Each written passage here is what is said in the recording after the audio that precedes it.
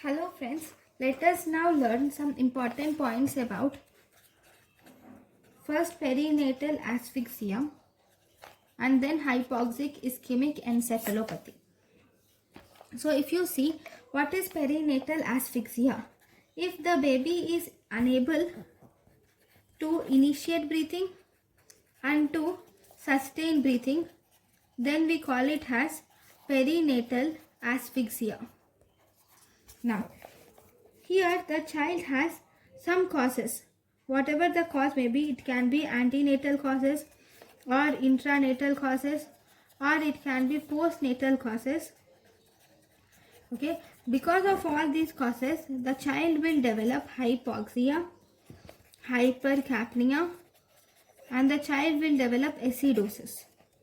Okay, so because of that, there will be development of multi-organ dysfunction occurs because of this hypoxia, hypercapnia and acidosis. In this multi-organ dysfunction, if there is problem in the CNS, this will lead to a disease called as hypoxic ischemic encephalopathy. Okay, now let us learn about this hypoxic ischemic encephalopathy. In this hypoxic ischemic encephalopathy, what do you see? First, here in hypoxic ischemic encephalopathy, if it is in term infants, it is mainly involves the parasagittal area. It mainly involves the parasagittal area where you see watershed infarcts are seen in the term infant. And this will result in, because it involves parasagittal area, it will result in spastic quadriplegia, which is actually a type of cerebral palsy. You will see spastic quadriplegia where all the limbs have paralysis, that too spastic paralysis is seen. Then we have, if the infant is preterm infant, then here you will see you will see the infarct or there is ischemia present in the periventricular area, which will result in spastic leukomalacia. And here this only involves two limbs, that is the lower limbs, and it causes spastic diplegia is seen in the infants. Now if you see the diagnostic criteria for birth asphyxia, when do you say that there is birth asphyxia? So diagnostic criteria for birth asphyxia, if you see, so here the Apgar score is around 0 to 3 for more than 5 minutes, and if the baby has severe acidosis, that means the cord blood pH is less than 7. Then if there is any evidence of CNS dysfunction, like any symptoms of CNS dysfunction, like if there are seizures in the newborn or if there are tone abnormalities in the newborn, then you can call it birth asphyxia. If there is any evidence of dysfunction in any one of the organ, if any evidence of dysfunction at any one organ other than CNS, like for example, if there is any evidence of dysfunction in renal, then it will result in acute tubular necrosis. If there is any problem or any abnormality in heart, it will result in myocardial dysfunction. Okay, so these are the diagnostic features of acute birth asphyxia. Now, one important thing is hypoxic ischemic encephalopathy.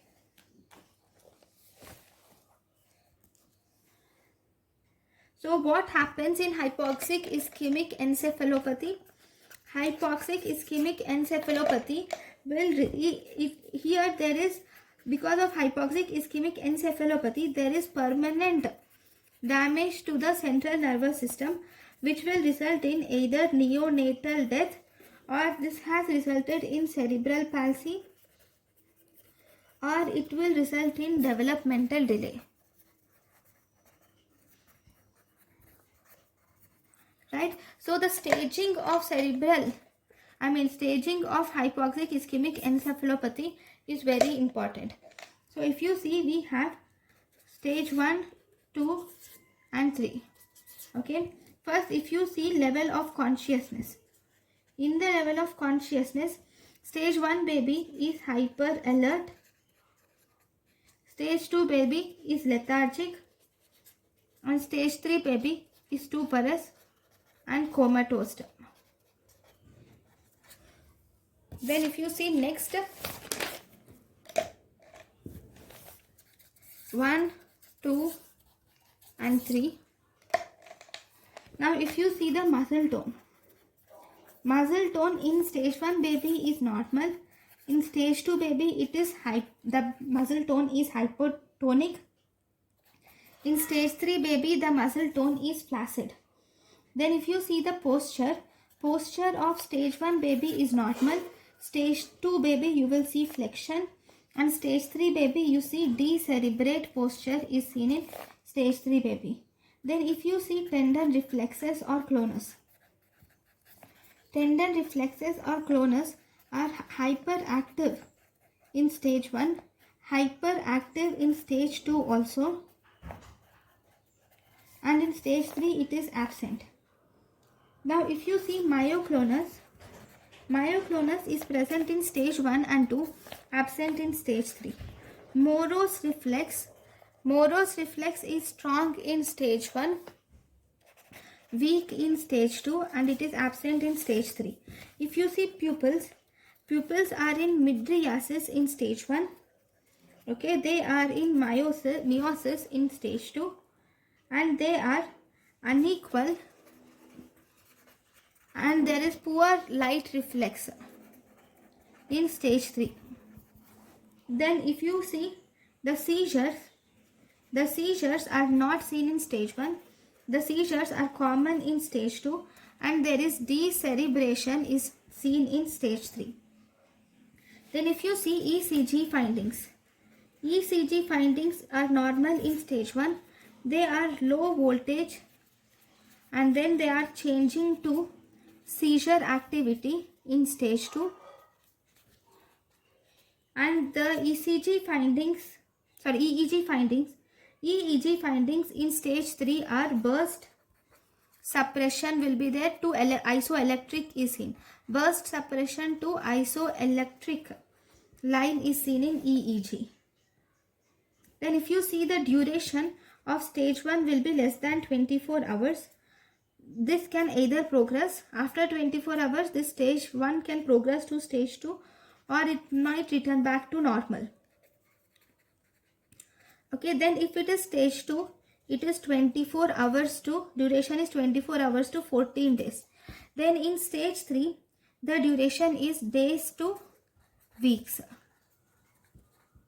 Then if you see the outcome is good in stage 1, it is variable in stage 2, and in stage 3, this will result in death and severe deficits in stage 3. Okay, so this is about the 3 stages of hypoxic ischemic encephalopathy. Now, once you have seen the stages, what is the preferred investigation?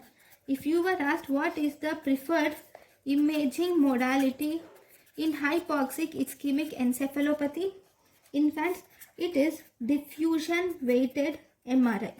Diffusion weighted MRI is preferred in these babies because this has increased sensitivity and specificity early in the process itself. So it is given.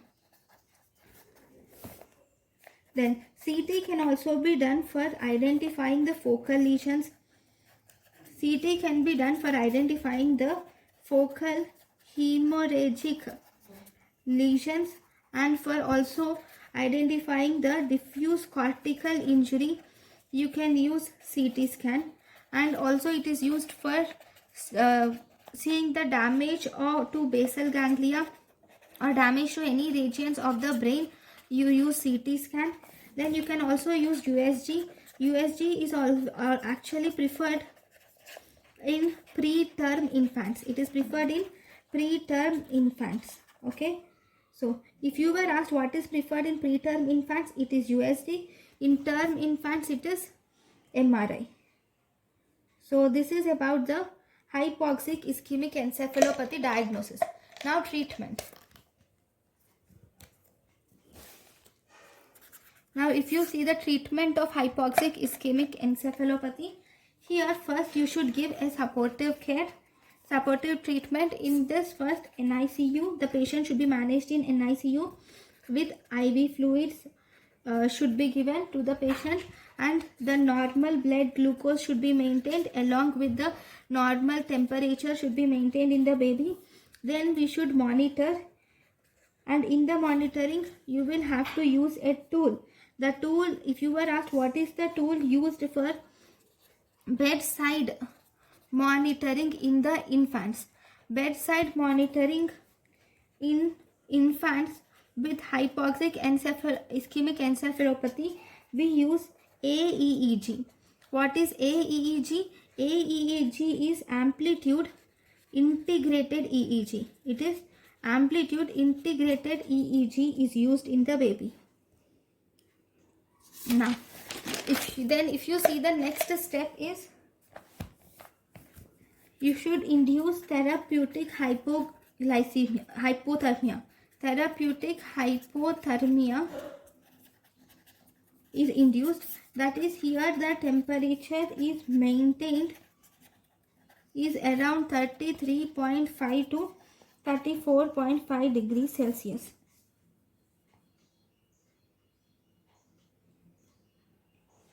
So this therapeutic hypoglycemia is actually recommended in infants more than 36 weeks of age with moderate to severe hypoxic ischemic encephalopathy and within 6 hours of birth. It should be started. This is therapeutic hypoglycemia. Then the next important thing is if the patient has neonatal seizures, then we should treat these neonatal seizures. Drug of choice for neonatal seizures treatment is phenobarbital is used. What is the most common type of seizures? Most common type of neonatal seizures are subtle seizures. What is the most common cause of neonatal seizures? Most common cause of neonatal seizures is hypoxia. If you were asked what is the most common type with best prognosis, most common type with best prognosis is focal clonic seizures. Then if you were asked what is the most common type with worst prognosis, most common type with worst prognosis is myoclonic seizures. Then if you were asked what is the preferred, so this is about the, one more thing. If you were asked what is the preferred initial CNS imaging, initial, first and foremost, before you go to MRI, you can screen the baby with transcranial ultrasonography. So this is completely everything about hypoxic ischemic encephalopathy. Thank you for watching.